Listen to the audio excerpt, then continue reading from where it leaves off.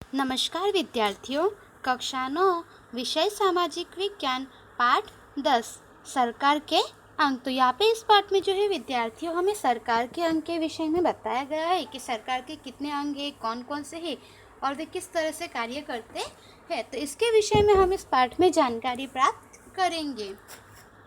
सरकार के 3 अंग हैं, विधायिका, कार्यपालिका तथा न्यायपालिका। इन तीनों अंगों की रचना किस प्रकार होती है, वे किस प्रकार कार्य करते हैं, इनकी सत्ताएं कौन कौन सी है, इनका परस्पर संबंध कैसा है, इस पाठ में हम इन विषयों में विस्तृत चर्चा करेंगे। तो यहाँ पे हमें बताया है कि सरकार के जो है 3 अंग है, विधायिका, कार्यपालिका तथा न्यायपालिका। और इन तीनों अंगों के जो है कार्य क्या है, उनके किस प्रकार की रचना होती है, उनकी सत्ताएं कौन कौन सी है और इनका आपस में संबंध किस प्रकार का है, इस सब के विषय में हम इस पाठ में यहाँ पे जानकारी प्राप्त करेंगे। राज्य का मूलभूत उद्देश्य कानून और व्यवस्था की समझ के द्वारा लोगों की सुख समृद्धि, सुख सुविधा में वृद्धि तथा सुरक्षा को सिद्ध करना है। लोगों के सर्वांगीण कल्याण को सिद्ध करते हुए उनकी स्वतंत्रता तथा मूलभूत अधिकारों का जतन और उनकी सुरक्षा करना है। तो यहाँ पे हमें बताया कि राज्य का मूलभूत उद्देश्य जो है वह कानून और व्यवस्था के समझ के द्वारा जो है लोगों में सुख सुविधा करना, उनमें वृद्धि करना तथा सुरक्षा को सिद्ध करना, यह उनका उद्देश्य है। और लोगों के सर्वांगीण कल्याण को सिद्ध करते हुए उनकी स्वतंत्रता उन्हें प्राप्त हो, उनके मूलभूत अधिकारों का जतन करना तथा उनकी सुरक्षा करना, यह राज्य का मूलभूत उद्देश्य है। राज्य के गतिशील विकास को सिद्ध करने के उद्देश्य से सरकार के तीनों अंग विधायिका, कार्यपालिका तथा न्यायपालिका के बीच परस्पर एकता, सहकार तथा संकलन स्थापित करके सरकार प्रभावशाली तथा कार्यक्षम प्रशासन कर सकती है। विधायिका कानून के निर्माण का कार्य, कार्यपालिका विधायिका के द्वारा बनाए गए कानूनों का पालन करवाने का कार्य तथा कानून का उल्लंघन करने वालों को सजा अथवा दंड देने का कार्य न्यायपालिका करती है। तो यहाँ पे हमें बताया है कि राज्य के गतिशील विकास को जो है, जिसमें जो राज्य का उद्देश्य है कि उनके भी राज्य में जो है सभी प्रकार की सुख सुविधा में वृद्धि हो वगैरह, तो इस जो है गतिशील उद्देश्य को सिद्ध करने में सरकार के तीनों अंग जो है विधायिका, कार्यपालिका तथा न्यायपालिका के बीच में जो है परस्पर एकता, सहकार और एक दूसरे से जुड़कर संकलन स्थापित करके प्रभावशाली तथा कार्यक्षम प्रशासन कर सकती है। जैसे विधायिका जो है वह कानून का निर्माण करती है, उसके बाद कार्यपालिका जो है, जो कि विधायिका के द्वारा जो कानून बनाए गए हैं उन कानून का अमल करवाने का कार्य कार्यपालिका करती है, तथा यदि कानून का कोई उल्लंघन करे तो उसे सजा देने का कार्य अथवा उसे दंड देने का जो कार्य है वह न्यायपालिका करती है। तो इस प्रकार से यह तीनों जो है सरकार के अंग, यह परस्पर एक दूसरे से जुड़े हुए हैं।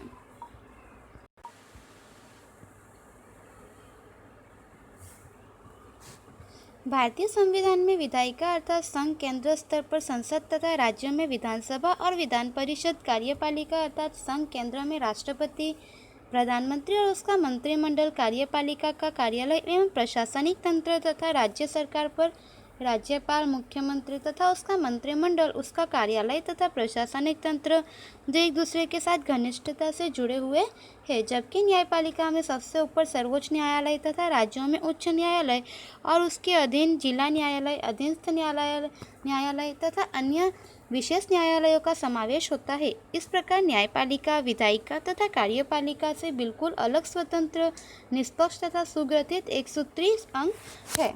तो यहाँ पे हमें बताया गया है कि भारतीय संविधान में जो है विधायिका अर्थात के संघ यानी केंद्र स्तर पर संसद तथा राज्यों में विधानसभा और विधान परिषद में जो है कार्यपालिका अर्थात के संघ में जो है केंद्र सरकार में राष्ट्रपति, प्रधानमंत्री और उसका मंत्रिमंडल इसमें समावेश होते हैं। कार्यपालिका का कार्यालय एवं प्रशासनिक तंत्र तथा राज्य स्तर पर राज्यपाल जो है वह संभालता है। मुख्यमंत्री तथा उसका मंत्रिमंडल, उसका कार्यालय, प्रशासनिक तंत्र जो सभी है ये एक दूसरे से आपस में घनिष्ठता से जुड़े हुए हैं। जबकि न्यायपालिका में है सबसे ऊपर सर्वोच्च न्यायालय, उसके बाद राज्य स्तर पर जो है उच्च न्यायालय, उसके अधीन जो जिला स्तर पर है जिला न्यायालय और उसके अधीन भी जो है कई सारे न्यायालय है, अन्य विशेष न्यायालयों का भी इसमें समावेश होता है। इस प्रकार न्यायपालिका, विधायिका तथा कार्यपालिका से जो है बिल्कुल अलग, स्वतंत्र, निष्पक्ष तथा सुग्रथित एक सूत्री अंग है। तो न्यायपालिका जो है वह विधायिका तथा कार्यपालिका से अलग है, परंतु जो है यह स्वतंत्र, निष्पक्ष है, परंतु यह इनके साथ सुग्रथित एक सूत्री अंग बना हुआ है। भारत अलग अलग राज्यों से बना एक संघ राज्य है। कोई भी राज्य स्वतंत्र और सार्वभौम नहीं है। भारत में संघ तथा राज्य स्तर पर संसदीय पद्धति की सरकार है। इस पद्धति के राज्य सरकारों के बीच सत्ता विश्लेषण के सिद्धांत के अनुसार सत्ता का विश्लेषण किए जाने के कारण विधायिका तथा कार्यपालिका के बीच गहरा और परस्परावलंबी संबंध होता है, जबकि न्यायपालिका स्वतंत्र, निष्पक्ष तथा अलग एक विशिष्ट स्थान रखती है। तो यहाँ पे हमें बताया गया है कि भारत जो है अलग अलग राज्यों से बना हुआ एक संघ राज्य है। कोई भी राज्य स्वतंत्र और सार्वभौम भारत में नहीं है। भारत में संघ तथा राज्य स्तर पर संसदीय पद्धति की सरकार है और इस पद्धति से जो है राज्य सरकारों के बीच सत्ता विश्लेषण के सिद्धांत के अनुसार सत्ता का विश्लेषण किए जाने के कारण विधायिका तथा कार्यपालिका के बीच गहरा और परस्परावलंबी संबंध होता है, जबकि न्यायपालिका जो है वह विधायिका और कार्यपालिका से स्वतंत्र, निष्पक्ष और एक अलग विशिष्ट स्थान रखती है। तो इस तरह से यहाँ पे हमने इतना जाना। उसके बाद है सत्ता विश्लेषण का सिद्धांत, वह हम अगले वीडियो में जानेंगे। धन्यवाद।